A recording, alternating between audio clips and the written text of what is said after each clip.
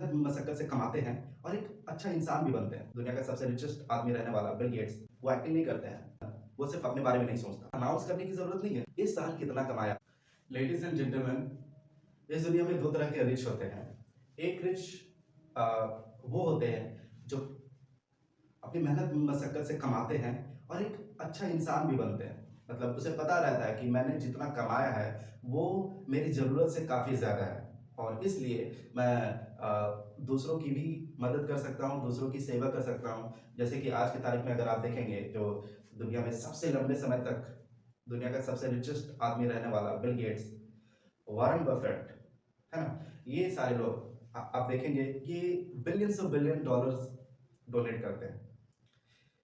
एक प्रोसेस के थ्रू गुजरा, एक रईस इंसान बने वो, उसके बाद आज की तारीख में वही पैसे वो धीरे-धीरे करके डोनेट कर रहे हैं, है ना?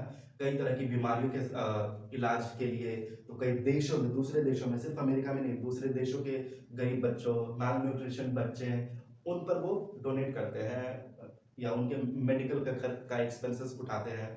तो ये काफ़ी हम्बल बन चुके हैं। मतलब उनसे अगर आप बात करोगे तो उन उन उनकी आवाज़ में एक मिठास रहेगी। ऐसा नहीं कि वो एक्टिंग करते हैं, नहीं, वो एक्टिंग नहीं करते हैं।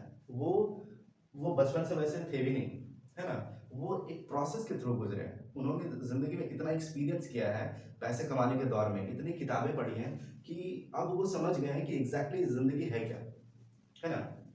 सिर्फ़ पैसे कमा के रुबाब दिखाना कि हम ये हैं, हम वो हैं, उन सब चीज़ों से वो ऊपर उठ चुके हैं। वो सारी ज़िंदगी उन्होंने जी ली है। उन्हें समझ में आ गया है कि एग्ज़ैक्टली ज़िंदगी है क्या। तो कहने का मतलब ये है कि earn as much money as you can. जितना पैसा आप कमा सकते हो कमाओ। बट इसका मतलब ये नहीं है कि सारे के सारे धन पे सिर्फ आप ही का हक है। नहीं, be ethical, be humble towards other, to the needy people. If you can, try to help them. अब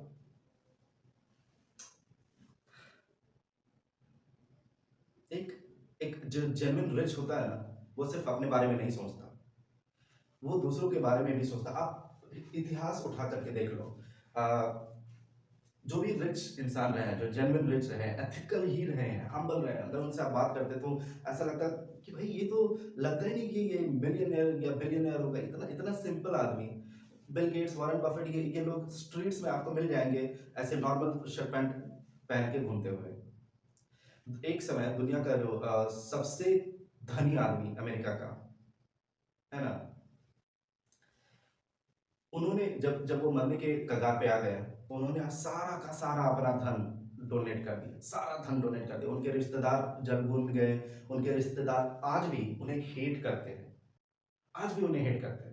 जाहिर सी बात भाई, कोई बहुत सारा धन कमाएगा और अपने बाल बच्चों को थोड़ा बहुत दे करके और बाकी सारा डोनेट कर देगा तो उनके बच्चे तो जलेंगे बनेंगे ही कि भाई जो हमें मिलना चाहिए था वो उसने डोनेट कर दिया, तो मेरे बच्चे काहे को मुझे पसंद करेंगे। Unless until they are ethical. तो try to earn as much money as possible and try to keep them as secret as possible। अपने धन को जितना हो सके उतना सीक्रेट रखो। दुनिया में अनाउंस करने की जरूरत नहीं है कि इस साल आपने 10 करोड़ का टैक्स फाइल किया तो 50 करोड़ का टैक्स फाइल किया या 100 करोड़ का टैक्स फाइल किया। बेसिकली आप ये बता रहे हो कि आपने इस साल कितना कमाया। नहीं, बिल्कुल नहीं। जिस तरह एक औरत, एक लड़की अपना उम्र छुपाती है और वो उसके लिए जेन्युइन होता है, उसी तरह आपको भी अपनी इनकम छुपानी चाहिए। सरकार से नहीं, लोगों से अनाउंस नहीं करना है कि आप इतना कमाते हैं। ठीक है, स्टे ग्राउंडेड। दूसरे लोगों को हेल्प करो, दूसरे लोगों को पैसे कमाने में मदद करो। सो बेसिकली कहने का मतलब ये है कि लाइमलाइट से बचने की कोशिश करो, अपने धन को एक्सपोज होने से बचाओ।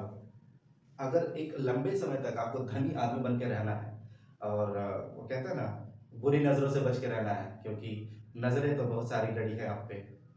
तो जो धनी लोग होते हैं वो ट्राई करते हैं कि उनका जो वेल्थ है वो एक्सपोज ना हो। वो लाइमलाइट से हमेशा बचते हैं, बहुत बचते हैं वो, बहुत। फिर भी मीडिया जैसे तैसे उनका फोटो वगैरह, वीडियो वगैरह वायरल कर ही देती है। अब कितना सीक्रेट रख पाएंगे, है ना? तो वे क्या करते हैं, basically they play from the background. वो बैकग्राउंड में खड़े होकर के देखते हैं कि भाई दुनिया कैसे चल रही है, दुनिया में लोग पैसे के लिए किस तरह से पागल हैं, एक दूसरे का गला काट रहे हैं, है ना? वे वैसा नहीं करते, वे मेहनत पे बिलीव करते हैं, परसिस्टेंसी पे बिलीव करते हैं और उसके बाद वो जो कमाते हैं वो दूसरों के साथ शेयर करते हैं। they try to become the real rich, the authentic rich, the ethical rich. Tata group, Tata group का इतिहास 1820 के आसपास की बात है। तब से लेकर आज तक टाटा ग्रुप ने ओवरऑल दुनिया में सबसे ज्यादा पैसा डोनेट किया, 102 बिलियन डॉलर। 102 बिलियन डॉलर, इतना तो वॉरेन बफेट की अभी तक की नेटवर्थ भी नहीं है। वॉरेन बफेट की net worth something about 90 billion dollar के आसपास है, लेकिन टाटा ग्रुप ने 102 बिलियन डॉलर सिर्फ डोनेट कर दिया है। बिल गेट्स का नेटवर्थ लगभग 113 115 करोड़ 115 बिलियन डॉलर के आसपास है। उससे भी ज्यादा आई मीन उसके आसपास 102 बिलियन जमशेदजी टाटा की कंपनी टाटा ग्रुप ने डोनेट कर दिया। सबको पता है टाटा टाटा ग्रुप एक बहुत ही ऑथेंटिक कंपनी है।